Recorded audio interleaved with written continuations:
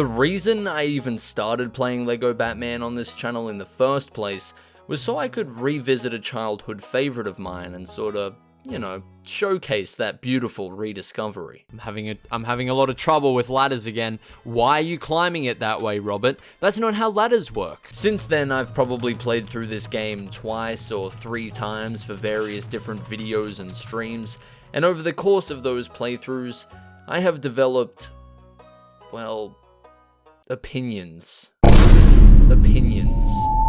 Opinions. Opinions. Opinions. Oh my god! Since discovering these opinions, I've been meaning to make a video ranking every mission in the game from my least favorite to my most favorite, but I always put it off since I knew it would take a really long time for me to make.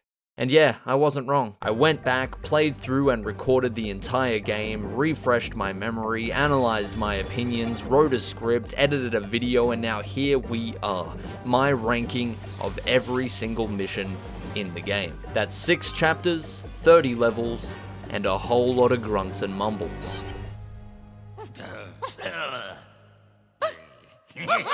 So, this part's been stressing me out. Hopefully I can explain this right and it isn't too confusing, but here's how I'm pretty sure we're gonna do it, okay? The game, this video game, is split into 2 parts. There's the hero story, and there's the villain story. These parts both contain 3 chapters, and each chapter contains 5 missions. That's 15 missions on each side of the story, with a total of, you guessed it, 30 missions. I'll be starting off with the hero story first, and ranking each chapter by itself. Once this is done, I'll of course repeat that process for the villain missions too, and then at the end of the video comes the big, juicy, final ranking. This is where I'll rank every hero and villain mission together from worst to best. It's the definitive ranking. Hopefully that made sense. I don't think I'm confused, and if I'm not confused, then you should be fine. So let's just jump into it and see how we go, shall we?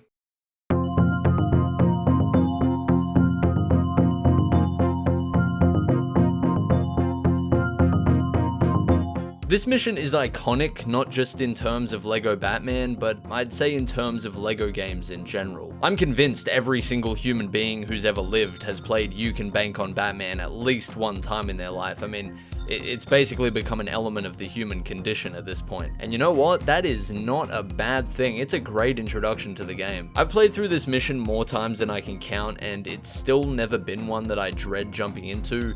It's simple, it's short, it's sweet, and overall, it's just a nice teaser for what the rest of the game has to offer. I think people hold a lot of nostalgia for this bad boy, especially the boss fight with Clayface at the end, and yeah, I think that does it a lot of favors, but it holds up on its own. The atmosphere is definitely a little bland compared to some of the levels ahead, but it's a great way to kick things off regardless, and yeah, I hold a special place in my heart for this one.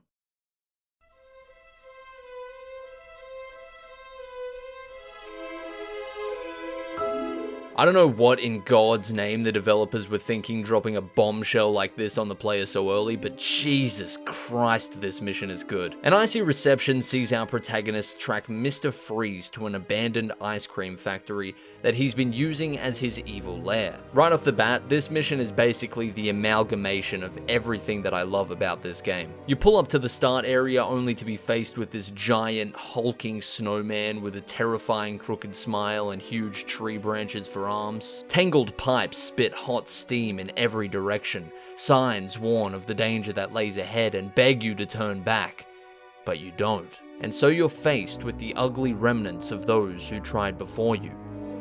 Then the cutscene ends, the mission starts, and that ominous text fades in at the bottom of the screen. An Icy Reception. It's the most dramatic shit I've ever written, goddamn. I know that's dramatic, but look, hear me out, okay? In a game as simple as Lego Batman, I feel like the visuals and the atmosphere of each level become one of the most important aspects to my enjoyment.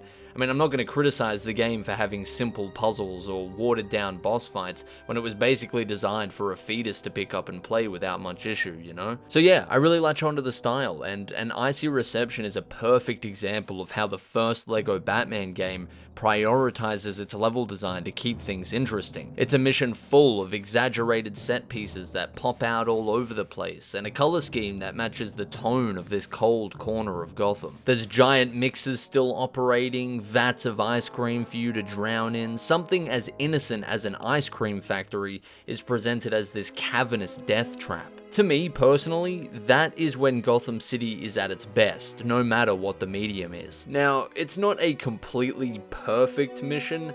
The boss fight is very okay, and I think there's a lot more they could have done with Mr. Freeze, besides just him shooting his gun and getting too tired to fight back. But all in all, this level captures what makes this game so memorable and replayable in like 10 minutes, and for that alone, it's one of my all-time favorites. I'm writing pretentious art reviews on LEGO games now. This is something else. I love it.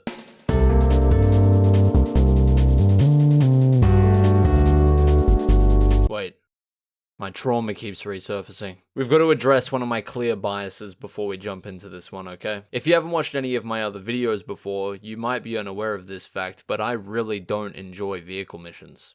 At all. Not just in this game, but in general. In most cases, I'd rather take my eyeballs out with a plastic fork than endure the switch from regular gameplay to vehicle gameplay, and unfortunately LEGO Batman does this quite a lot. I'm legally blind. I've just never been a fan of when games suddenly switch from the regular gameplay to a forced vehicle section. To me, it often feels stilted and just kind of boring. There's vehicle games I like, there's vehicle games that I actually love a lot, but vehicle missions, it's just a different box of frogs, isn't it? I've told this story a lot, but I think I still harbor a lot of the trauma I have from the Futurama game. That mission where you take control of the giant robot chicken was fucked up difficult and quite obviously damaged me for life.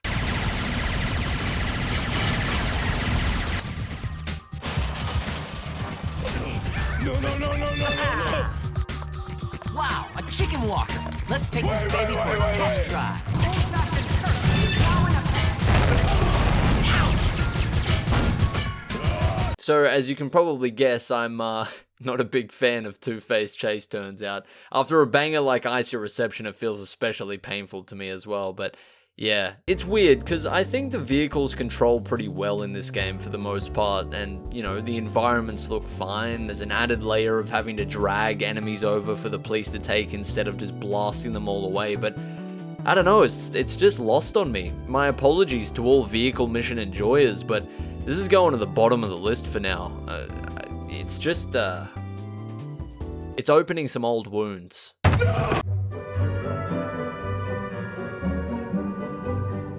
This level is the Oxford Dictionary's definition of gaming. A poisonous appointment takes place in a giant greenhouse/garden, and once again, it goes pretty crazy with the visuals. It's very dark and foggy and almost gives a graveyard vibe to the place. Every time you construct a carrot out of orange blocks, you just half expect the undead to rise up with it. Once again, it's an innocent setting that's just been Gothamified to no end. It's also the first mission to include the Sonic suit, which allows you to shatter glass objects with Batman's noise gun. This plays into the whole greenhouse location really well, as there's plenty of glass doors, windows, and plant-feeding contraptions in need of breaking. The visuals are a bit more subdued than an Icy Receptions were, but it works in its favor for sure. The whole place has this toxic green hue over it, and you can pretty much taste the carcinogenic pesticides every step of the way. We also see the introduction of Robert's vacuum suit here, which basically allows you to suck up random pieces of Lego to feed into a machine that constructs a useful object. I always liked this suit. I think it pads out the mission a bit more and gives you an extra little objective to do before moving on. There's a lot of new suits in this mission. We get Batman's heat suit here as well, but I always thought this one was kind of pointless. It's just like, yeah, I can touch hot things now, I guess. It's used like twice in the whole game. All in all, this mission is another one of the greats. Every area feels different, but on theme. The boss fight is decent, probably better than an Icy Receptions, honestly. And seeing the Riddler flee the scene by bouncing away in a pot plant is just... it's just excellent. I don't know what it is about it, it's got a cursed element to it, that's for sure.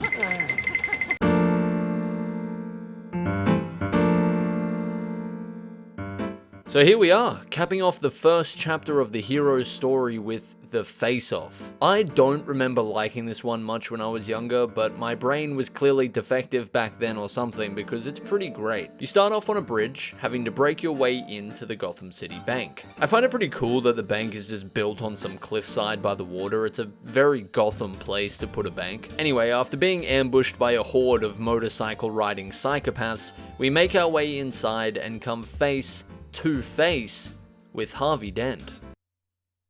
I hate myself. This part's really well done as Two-Face transforms this regular room into a sea of deadly toxic waste. It's actually one of the few times where we get a mini-boss in the middle of the level as well as at the end, which is nice as well. Again, this whole game has simple gameplay, but it's stuff like this that gives it that touch of variety it needs. It's very nice. This mission does a great job of making the bank interesting as well. You'll see later on that some missions use similar interiors to this, but none manage to make it as varied or engaging. The boss battle is really well done here too. I love seeing the Riddler use his mind control cane to force Harvey to fight for him. For a kid's game without dialogue, it really manages to convey the personality of each character well, with Riddler having a superiority complex over the villains he works with, and being completely fine with letting Harvey take the beating for him. Dude's got literally no choice but to get the shit slapped out of him. It's just, it's beautiful. I don't know what little me was thinking, or what brain damage I might have sustained before making my opinion, but this mission is damn good. Great way to cap this chapter off. Okay, we've hit the first checkpoint of the video. Here's my opinions. I hope you like them. If you don't like them, then I don't know what to tell you. I mean, let's just move on to chapter 2 and forget any of this even happened. Alright, let's go.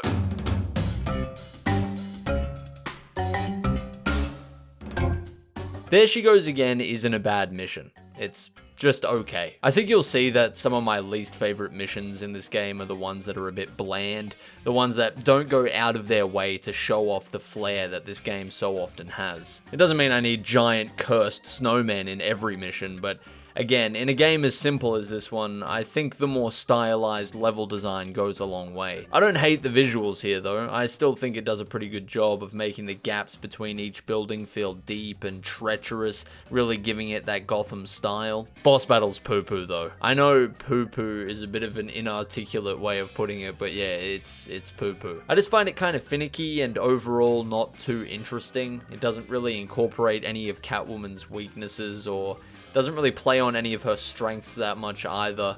So yeah, it's just a little bit of a nothing boss battle. On top of everything else, we are also subjected to Robert's grotesque tongue again. So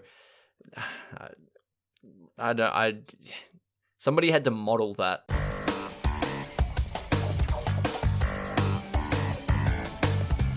Vehicle mission. You know what though, it's actually not the worst one in the world. I think I like it quite a bit more than Two-Face Chase. Two-Face Chase is stinky, and while Batboat Battle certainly has a somewhat unpleasant aroma, it's not stinky, nowhere near on the same level of stench. Seeing the land areas from the water is actually kind of cool to me. Like, I can sort of imagine a level taking place over there, and while that does make me yearn for something more enjoyable than being stuck inside this boat, it's cool background scenery. I don't know what to tell you. I don't really have too much to say about this one in general, besides the fact that I despise the boss battle. I don't really like carting bombs around by a string at the best of times, but when I have to precision sling them into Penguin's submarine without it hitting any of his bastard henchmen along the way, the experience becomes infinitely worse.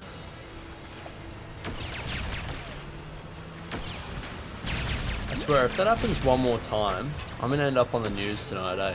I won't say why, but I will be there. This mission has a great ending cutscene with Robert losing his head though, so it sort of picks up a couple of points for that, I suppose. Chapter 2, not gonna lie, off to a bit of a rocky start, but let's see if it picks up.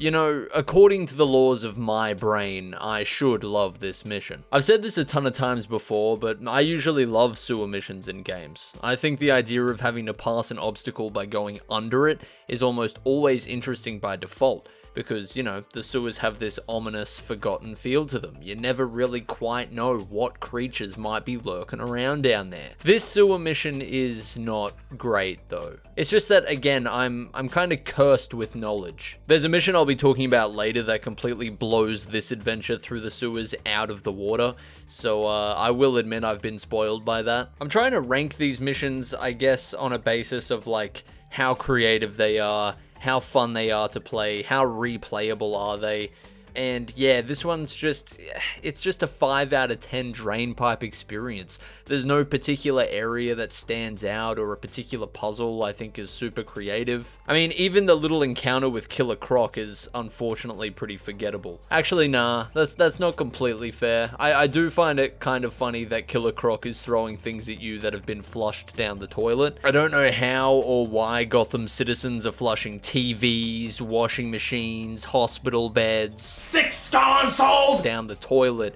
but that kind of makes this boss battle a little bit better to me. Yes, I am 12 years of age.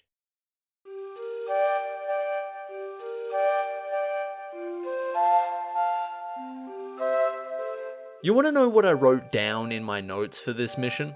I wrote one line. Everything about this mission is great. Now, you want to know why that's all I wrote about this mission? Well, because not only do I speak facts, but I commit them to paper too. This first area is a great example of how much LEGO Batman 1 managed to fit into every section. It feels so dense and detailed, and I think a part of that was kind of swapped out for the open world in the second game when it comes to the actual levels. This little zoo entrance has so many nooks and crannies on top of just looking great in general. It's pretty much a perfect intro for this mission before we move on to the bigger stuff. The boys basically spend this mission making their way through Gotham Zoo, if you couldn't tell by the lions and elephants in the background. And yeah, it's a great change of scenery after the mostly plain and samey landscapes that Chapter 2 has had so far. I mean, I'll gladly swap driving a boat for riding an elephant and operating a remote-controlled turtle any day of the week, mate, but maybe that's just me. I think my favorite part of this mission is the swampy area, where we transition from the snowy nighttime exhibits to this Indiana Jones-looking place. I don't know if this actually looks anything like a location from Indiana Jones. I don't know. It's been a while. You know, the last time I watched that series was on VCR. How fucked is that? Time is moving, and it's not stopping for any of us, is it? It's actually kind of scary when you think about it. Anyway, yeah, this area is very inconsistent with the rest of the level visually, and it's pretty jarring just switching from the two atmospheres in an instant, but I like it. Kind of makes Gotham Zoo feel huge, like we've just been walking through it for hours and the time of day has changed or something. LEGO Batman 1 as a whole does this super well. It's just great at making small levels feel a part of a bigger sort of area. It's very good. Beyond all of this, and probably most importantly, the boss battle is the best in the game so far. It is so damn good. Finally, we're using the weakness of a villain against them to come out on top. I mean, we gassed Clayface for some reason, we waited for Mr. Freeze to get tired, we bombed Poison Ivy, we beat the bricks off Two-Face, Catwoman, and Killer Croc, but none so far really included any of their core weaknesses. Zoo's company changes that though. Before we beat the shit out of Man-Bat, we have to construct this giant phonograph and blast noise at him so we can take him out of the sky. It's basic, of course, but including his sensitivity to sound just makes it so much more interesting. I mean, I feel like the battle was actually tailor-made for Man-Bat. Zoo's company is a massive step up from the rest of Chapter 2 so far, pretty much in every respect, so let's just hope that the final mission is as good a send-off. This mission is garbage. It's garbage, yeah. I barely ever give my opinion on things, especially like ranking stuff, because I don't like to sound snarky, but I've got to say it. This mission fucking sucks, man. I completely forgot about this one since I actually forgot to play most of Chapter 2 during Bruce and Robert's Season 1. But yeah, I'm not a fan of this bad boy at all. There isn't even really much for me to say, I just think it's very forgettable in comparison to the villain equivalent that I'll be talking about much later. I know I keep referencing the villain missions, it's just set in my head how much better some of those counterparts are. It's very dark and dull and without any memorable puzzles or areas at all, taking place along a single frozen lane the entire time and only changing up the scenery once we reach the most unnecessarily tedious boss battle in existence. You literally just stand here and push this switch for like 10 minutes. It does my fucking head in. I guess it sorta relates to Penguin, kind of. I guess, you know, old mate Oswald wants to send a signal into the sky for the exploding penguins. I don't know, something like that. It's just a very dull and boring mission, and I'm always happy to sorta put it behind me once I get to this point in the game, so yeah. This might be a bold statement, but I honestly think I'd rather replay one of the vehicle missions over this one. At least they have some sort of redeemable quality to them here and there. This one just, exists, unfortunately. How do you know what's good for me? That's my opinion! Don't you get it? Why can't anybody have an opinion but you? And I yell. Do you not How get do it? you know what's That's good my for me? opinion.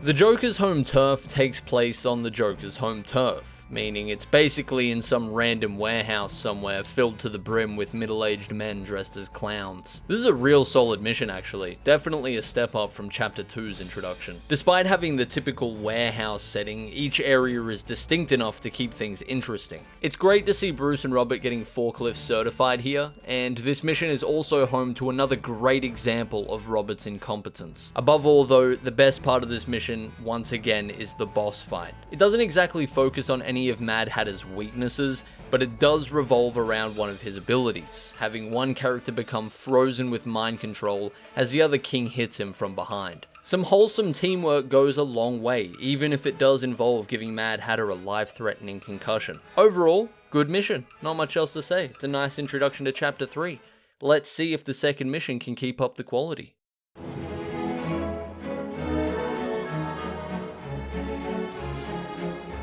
The big pair in this mission looks like one of those devious little spacemen from that one video game. Little Fun at the Big Top is a pretty flawless mission. It's one of those levels that gives off a very eerie vibe for a kid's game. I distinctly remember being unnerved by it when I was younger, and yeah, I can see why. The soundtrack here is so whimsical and innocent, but it's got that sinister edge to it that matches the whole spooky carnival environment perfectly.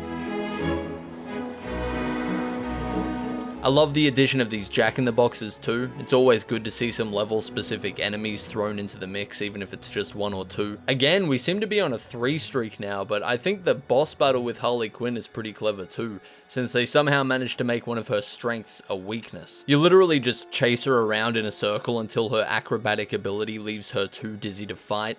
It's simple, but again, I appreciate the creativity, it suits the character a lot. Overall, this is a great mission, and I always look forward to replaying it whenever I come back to the game.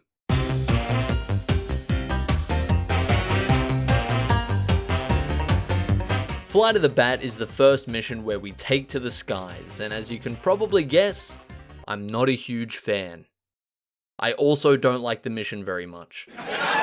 I just find slinging bombs around with a vehicle annoying more than anything. Regardless of if we're on the road, in the water, or among the clouds. I don't care. If there's a fucking explosive attached to a string that's attached to my vehicle, I'm not interested. I will say though, one thing it has going for it at least is the change of perspective. I love how every gap between the buildings here looks like a bottomless trench. Really gives you a sense of Gotham's impossible scale from an angle we haven't seen in the game yet, so that's pretty cool. It's also a really short mission, which is nice, so even if you're not really into it, the pain and agony of playing it is only really temporary. Beyond the scenery, I really don't like much about this mission, so I'm gonna put it at the bottom of Chapter 3 for now.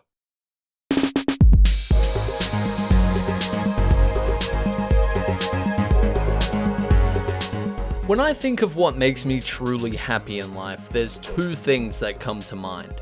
1, this photo of Kanye West, and 2, this mission. I'll try not to ramble for too long here, but Jesus Christ, this one bangs, dude. Not only does it include one of my favorite villains ever, but it just nails everything else too. It's They managed to make the back alleys here look so scummy despite being in Lego. I mean, this easily could have been another really bland mission, but it's just the little things like the boarded up rooms and the seedy nightclub entrance that just gives this little area so much flavor. Speaking of the nightclub, the interiors are even better. I love the addition of the pool tables and the bar area and the fact that you can grapple up onto the lights. For some reason, it kind of reminds me of the nightclub in Batman and Robin, so, I mean, points for that as well, I guess. Oh, and not to mention the dance floor upstairs, where you do a little matching puzzle using the floor lights to summon the one, the only Big Biff, a remote control vibe machine capable of busting down the sickest moves you have ever had the privilege of witnessing with your eyeballs. Yeah, and I mean, after that, there's this little process of putting out a fire, which I thought was pretty cool. But the real juice of this mission comes from Killer Moth's boss battle. Having no dialogue really maximizes the dorkiness of Killer Moth, by the way. Like, I think this game might actually be one of my favorite appearances from this wonderful little bastard. Once again, the boss fight is simple, but I appreciate the connection to his character. He literally meets his demise by getting attracted to a giant light bulb. I mean, what else could you really ask for? In the Dark Knight is going straight to the top of Chapter 3.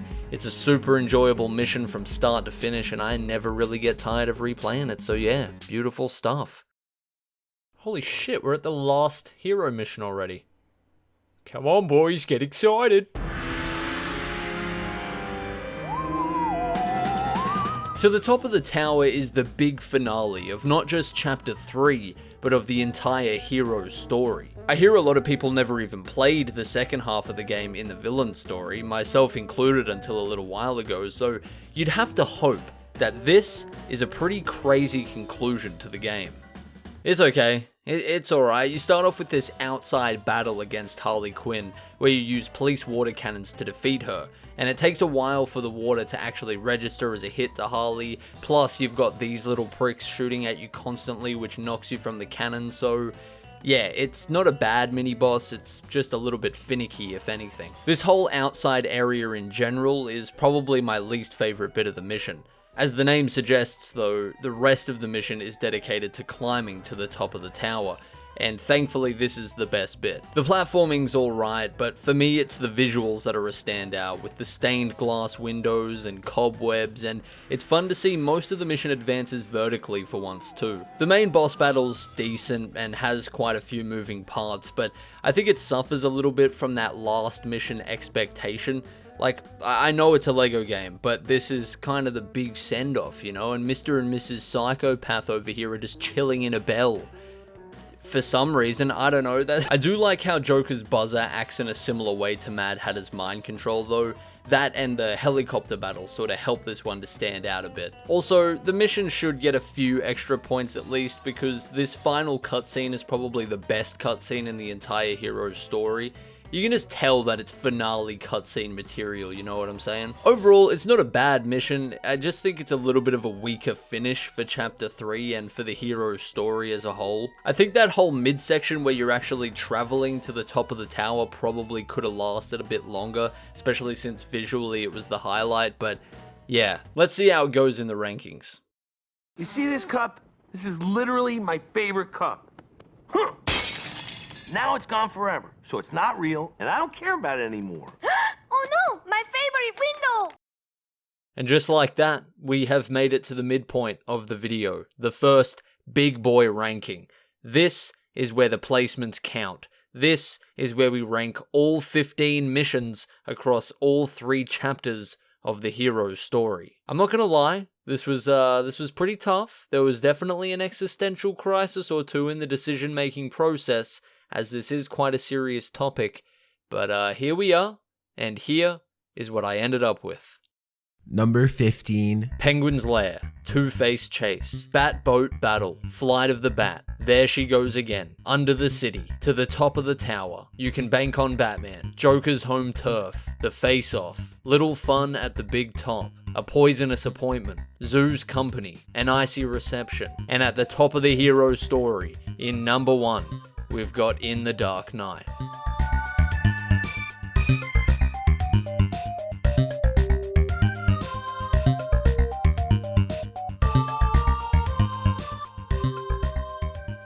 Now, I was actually going to split this video into 2 parts, one for the hero missions and then one for the villain missions, but I thought no, that's stupid, because there's actually a lot of great parallels between the 2 portions of the game, and although significantly less people know of or remember the villain missions, they don't deserve to be shoved off into the part 2 dimension, okay? These levels absolutely stand on their own. There's some great stuff in here. They're getting ranked right here in the main arena, all 15 of them. So, yeah, let's get into it.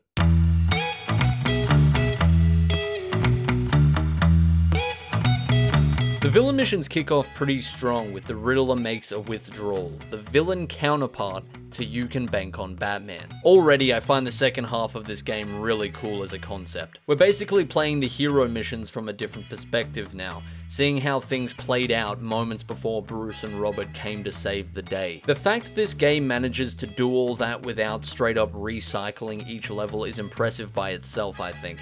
Like, it's clear you're in the same general area as the hero mission, but you usually aren't treading the exact same ground until the very end of the level.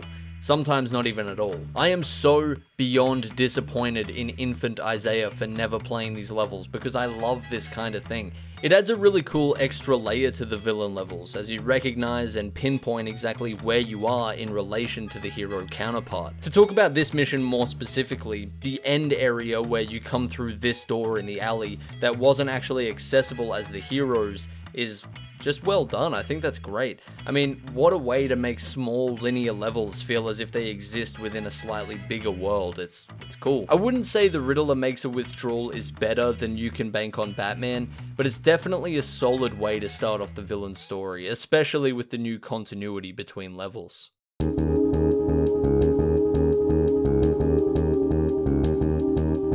On the Rocks is super well done. It doesn't make as big an impression as an Icy Reception did with a much simpler look overall, but I think the way they did Old Mate Arnold in this mission really makes up for it. What killed the dinosaurs?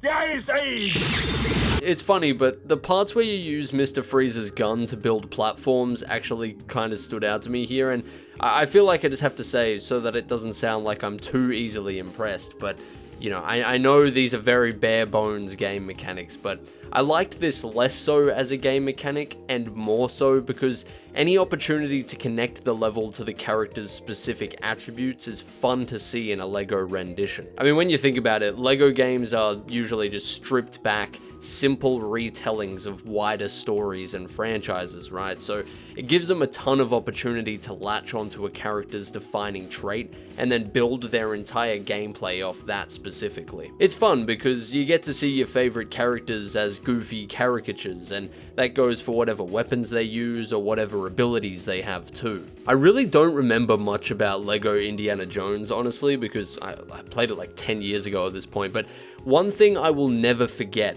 is the whole phobias system they had in that game, where each character has a specific phobia that comes into play during the mission. So you'll need to use another character who isn't afraid of the same thing to complete whatever the puzzle is. That really stuck with me a lot, especially since I'd already watched the movies before playing the games as a kid, so it just made the levels more fun when they were so clearly connected to the individual characters and how they acted in the movies. Anyway, Jesus Christ, that is an unnecessarily long way of me saying that I think On the Rocks does this especially well. This whole idea really starts opening out in the villain levels because you're playing as so many different characters, right? There's way more opportunity to do different things for the different villains, whereas with the hero missions, you're just playing as 2 characters the whole time. I wish they'd taken it even a step further in this mission and had areas where Mr. Freeze couldn't enter because it was too hot, and then you could have used the Riddler to mind control an employee to turn down one of the temperature dials or something. It's why in this game I'm a big fan of when the boss battles actually feature a proper connection to how the villain is in the comics or the movies. I'm not exactly enthralled by LEGO gameplay a lot of the time, so that's what often makes these games enjoyable to me. Seeing the characters and their attributes presented in a simple, cartoonified version, and having their abilities contribute to how the mission is solved is just fun. I don't know, it's really not that deep. Mr. Freeze made an ice platform with his gun, and I don't know, that really did it for me apparently, Jesus Christ. Anyway, moving on, I thought the boss fight against the police was pretty creative as well. It's kind of funny to see the cops realize one of their boys has just gone rogue once you start attacking them. And overall, I think I prefer this to an Icy Reception's ending against Freeze, but the mission as a whole probably isn't quite as strong.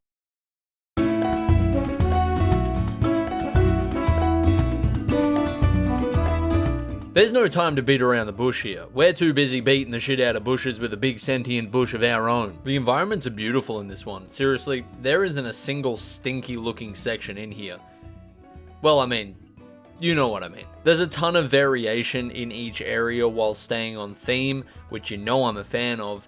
The only thing I don't straight up love about this mission is the final fight. What you actually do here is fine, but the camera angle is way too high. I don't know why they did this. Most of the puzzle is taking place at the bottom half of the screen, and yet, yeah, it's like facing halfway towards the roof. I don't know why they did that.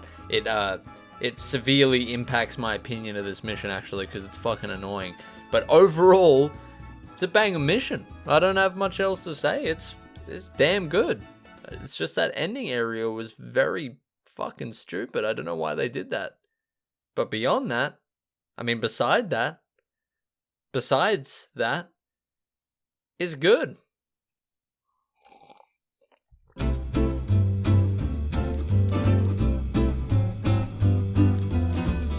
An enterprising theft is one of those missions I can acknowledge is pretty good, but I'm just personally not a big fan of. As I said earlier, this kind of aesthetic for the interiors isn't really my thing, and it's just kind of boring to look at in my opinion. I will say though, what saves this mission for me is the little puzzles spread throughout.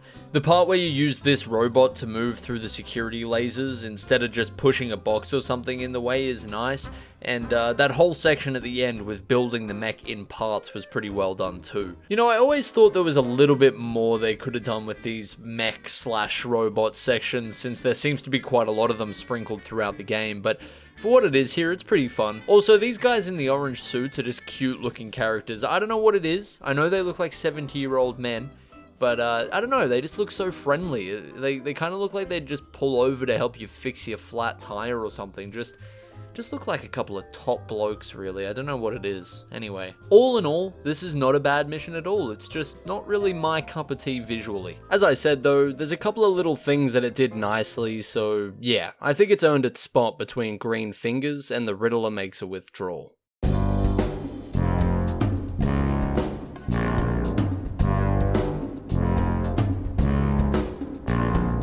Breaking blocks is a mission. Oh my fucking god, dude, get out of my head. It's been like 2 years now. Breaking blocks is a mission. Actually, no, that's all I was gonna say. Breaking blocks is a mission. That's about it. No matter how many times I play this level, I never seem to be able to remember how it looks off the top of my head. Probably because it looks a lot like an enterprising theft if you drained all the toxic waste out of it and painted the fucking walls grey. Behemoth Barry is probably the best part, and even that is overshadowed by the previous mission because the mech had a lot more to it there. I actually think this mission suffers a lot from being placed directly after an enterprising theft, since it's basically that but just a lot plainer. These are shoes that I picked up in Mexico. Ooh. This is maybe Prada. This is some sport thing. I don't know.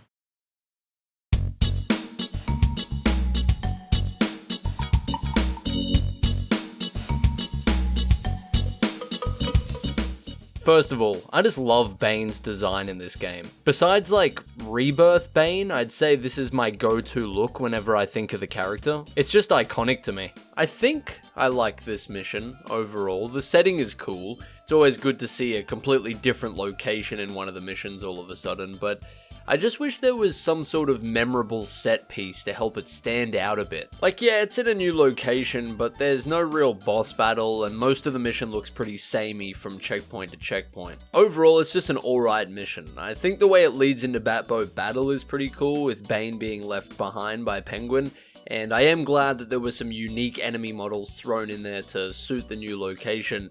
But yeah, it's a 5 out of 10. It's a 5 out of 10. It's not a horrible way to start the chapter. It's just a 5 out of 10, you know?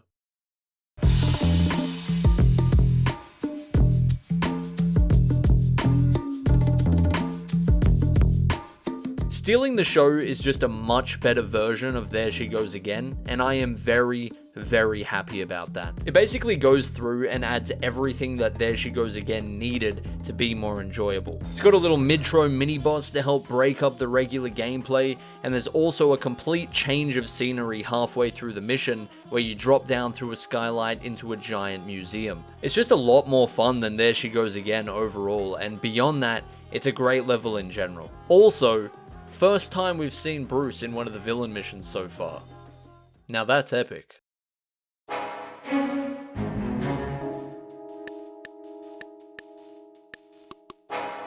You know, I actually enjoyed a vehicle mission. I don't know if it's because it's a bit shorter than Batboat Battle, or if the layout was just more appealing to me, or maybe I've been brainwashed by a big vehicle mission to shill this one out, but yeah, it didn't suck. Still has the same tedious bomb-slinging bullshit at the end, but overall, not bad. It's cool that Penguin's submarine can actually submerge itself, even though it's only used in the mission like one time, and Killer Croc's zippy little jet ski was kind of fun. I don't have much else to say, it was just not horrible.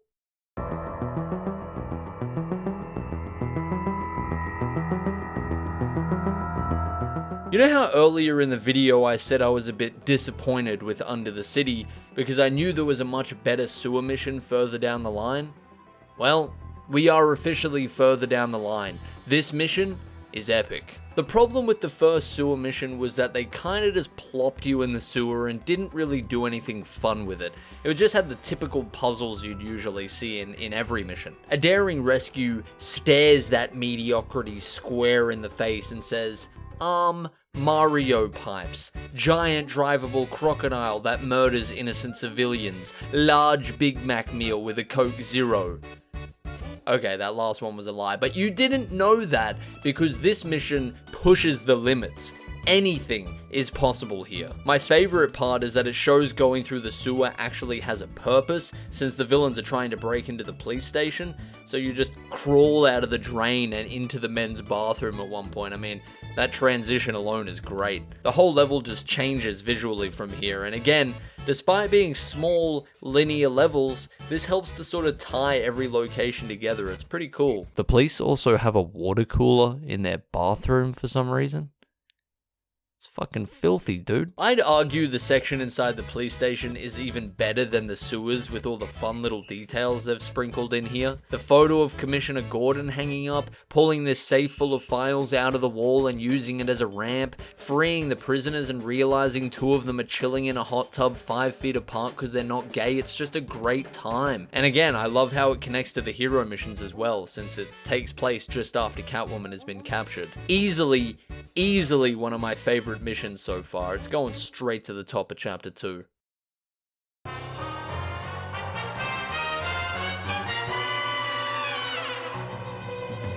This mission confuses me, dude. As with the Daring Rescue, it just takes a mission from the hero's story and hammers out every issue until it's a work of art. Arctic World is the villain equivalent of Penguin's Lair, which is currently ranked last in the hero missions. Now, Arctic World isn't perfect, but it won't be sitting anywhere near its disappointment of a father because it's pretty damn good. The whole snow location looks so much better now that it isn't so dark, and on top of that, the level itself is just a lot more varied, giving more room for little puzzles and memorable set pieces. Like using Penguin's bombs to walk through this hole and knock down a bunch of blocks we need, which leads us to the snowplow, the elevator, and then to the gift shop with the rideable seals, and finally, and probably most importantly, to the ice slide. This mission gets so many extra points for the ice slide. I mean, it lasts like 10 seconds, but I'm all for the game doing something completely different even if it's only for a brief moment. The end area is still poo-poo though. This is going to be the last time I use poo-poo to describe a mission, I promise, but yeah, it's poo-poo. Overall, Arctic World is actually a really great conclusion to chapter 2 of the villain's story,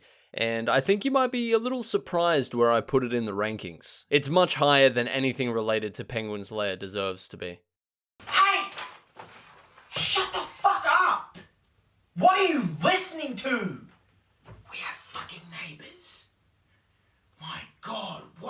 kids listening to in here? Next up is not just the final villain chapter, but the final chapter of the entire game. Hopefully the last 5 missions are a good send-off, because after this, the fun stops. Ranking the villain levels is going to be hard enough as it is, but ranking every single mission in the game together just might take me out. Anyway, here we go. Last chapter.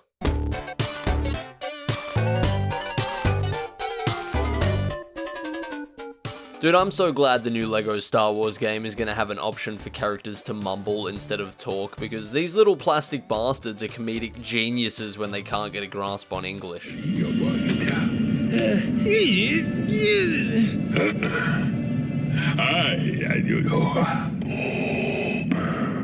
Something about this cop pretending to be Batman while this henchman infiltrates the police headquarters with nothing but a cop's hat for a disguise is just peak. I mean, you can't accomplish this level of humor with traditional language, okay? I mean, don't get me wrong, I love Lego Batman 2, but I will take psychotic grumbling over hearing Joker make a pun for the 87th time any day. Did you hear the one about the guy who dresses up as a bat?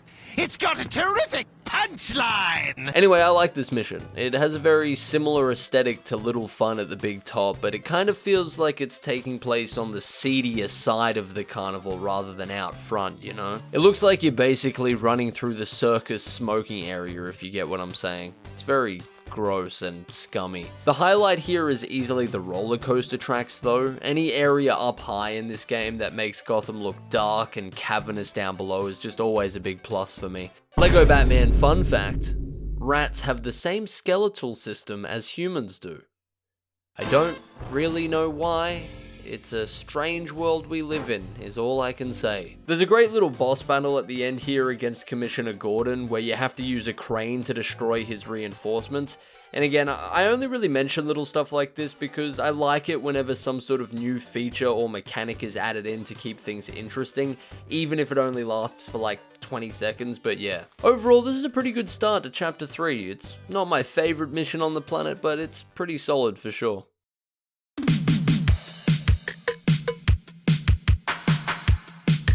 This is pretty much an exact replica of Flight of the Bat, except it loses the benefit of the sky being a new location. It also has a much longer boss battle. Yes, you sling bombs around again. No, I did not enjoy myself.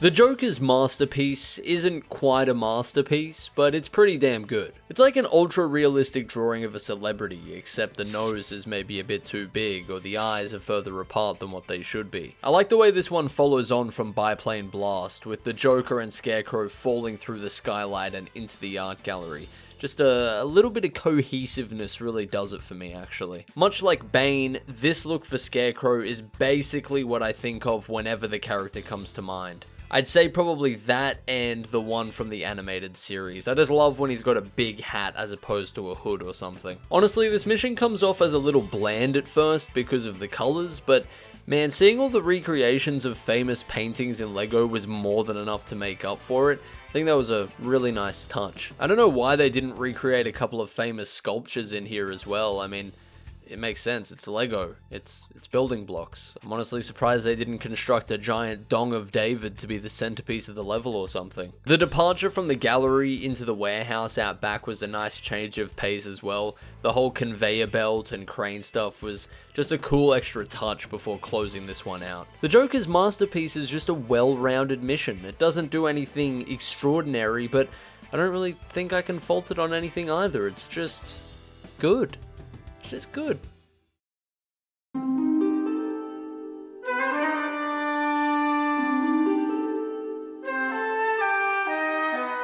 I love Killer Moth. Dude is just fucking useless, and I can relate to that a lot. They capture his dorkiness so well in this game too. Like, he's not just an idiot, he's a light source addicted idiot, so it's kind of on a different level. Overall, there's a lot of great in this mission, like the turf war between the henchmen and the cops in the middle of the street, and the whole park area that's kind of been turned into a crime scene. It's really great, and there's a lot more variation than what you'd expect. This easily could have gone the route of there she goes again and just kept the same look up for the entire mission, but no, it switches it up nicely. I can't help but feel like this mission is brought down a lot by its ending though. I mean, by this point in the game, the mech sections are just starting to feel a little bit tired. I don't really mind them overall, but it's starting to feel like a sort of cheap way to end a mission without having to connect it to any of the characters. Like, I'd much rather see a weakness or ability specific puzzle to end a mission with, even if it is on a bit of a smaller scale. Something as simple as the cops using a spotlight to distract Killer Moth, so you'd have to switch to the Joker to find a way to disable it. It's obviously basic as hell, but I mean, I think I'd prefer that to the Joker just spawning a fucking mech out of nowhere for the 75th time.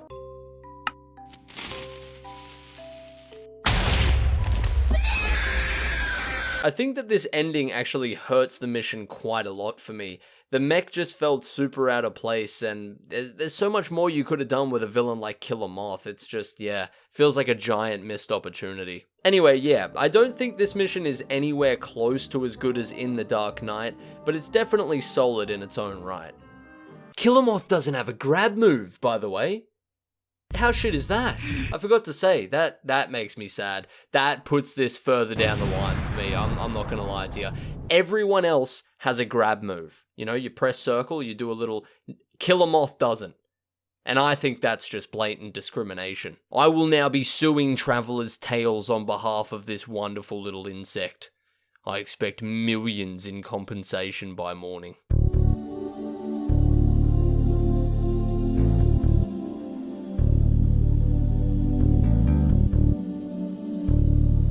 Ladies and gentlemen, we made it. The final level of the game. It's here, it's right in front of your eyes. Together we have just trawled through the last 29 missions, and yeah, I really hope you've enjoyed listening to my ramblings about this 14-year-old video game as much as I've enjoyed voicing them. There's a very clear trend with some of these villain missions, and that seems to be going in and cleaning up its hero counterpart to create a much more enjoyable mission in the same setting. To the Top of the Tower wasn't awful at all, but it definitely lost me in places. The outside area was more annoying to me than fun, the inside was nice, but I felt it could have lasted a bit longer, and the boss battle was actually pretty good. Water pistol versus helicopter is definitely a passable conclusion. But yeah, Dying of Laughter takes this mission, snips off the outside area completely, makes the inside of the tower brighter and with much more platforming. It's basically To the Top of the Tower after a spring clean, you know, I like it a lot. It's probably the most similar to its hero equivalent in the whole game actually, and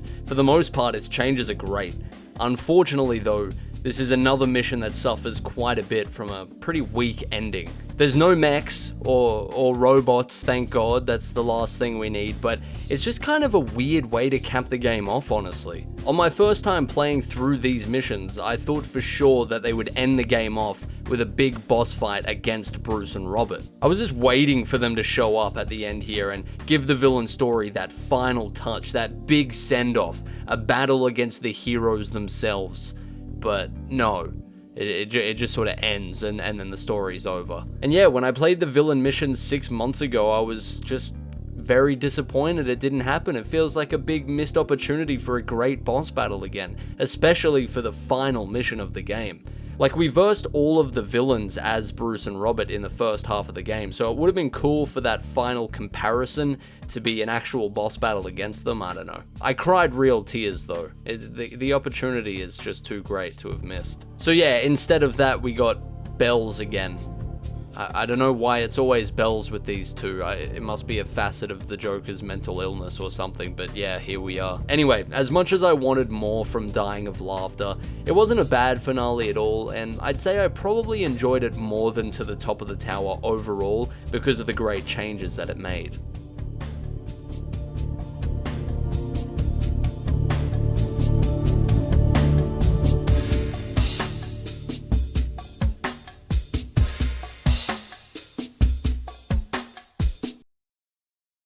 I really can't believe I'm about to say this, but we're done, mate. That's it. That's the final mission of the final chapter of the game. Really, I just want to say first, if you stuck around this far into the video, thank you. I hope you've enjoyed listening to me ramble. I didn't expect this video to be as long as it is, but yeah, I've really enjoyed going through and talking about this game rather than just spending my entire playtime bullying Robert. So yeah, it's been good. It's been real good. So yeah, thank you for watching as far as you have. And as a token of my undying gratitude, allow me to present to you more of my stinky opinions. That's right, that's the ultimate prize for your time. Here's my ranking of all 15 villain missions from worst to best. Here we go. Breaking Blocks, Biplane Blast, Harbouring A Grudge, Rocking the Docks, The Riddler Makes a Withdrawal, Dying of Laughter, An Enterprising Theft, The Lure of the Night, The Joker's Masterpiece, A Surprise for the Commissioner, Green Fingers, Stealing the Show, Arctic World, On the Rocks, and in the top spot for the villain missions, we've got A Daring Rescue.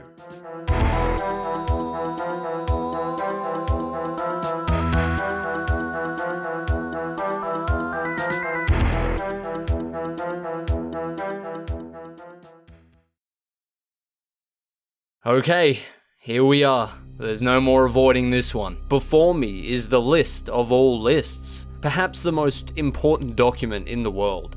The list containing all 30 missions of LEGO Batman the video game, ranked from worst to best in order of my humble opinion. So, without any more delay, the moment you've all been waiting for, allow me to read to you the contents of these sacred texts.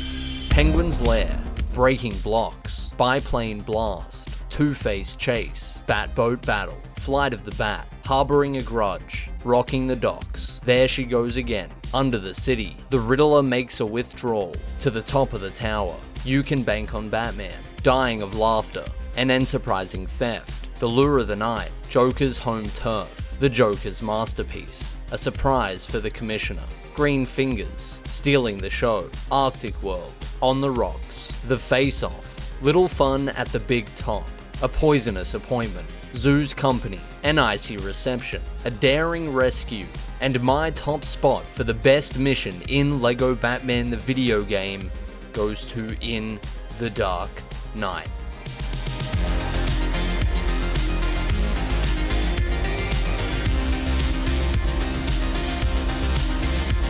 And so there we go. We made it, the end of the road. I cannot believe this video ended up being an hour long. I swear when I started making it, I thought it'd be like 20 or 30 minutes maximum, but I mean, there you go. The LEGO Batman discussion just goes that deep. There's a lot of layers to this topic. We obviously won't have the exact same list, but I'm curious if there's a particular entry here that you think is just flat out blasphemy on my part, then please let me know in the comments, because I'd be really interested to see if there's some absolute fucking psychopath walking around out there who's got like Penguin's Lair in their top spot or something. So yeah, let me know. Anyway, I think that's about it. It feels real good to be back with a video. I've actually missed uploading a lot. I just didn't expect this to take such a long time to put together. As always, thanks so much for watching and supporting what I do. I don't want to get too sappy, but you know, no matter how long I take, there's just always such a lovely reception whenever I come back, and yeah, it feels good, man, so thank you. I hope life's been treating you well while I've been gone. I don't plan on taking as long for the next video, but clearly I don't have much of a grasp on how long each project is going to take. But yeah, thank you again for watching. I really appreciate it, and I hope you're doing well.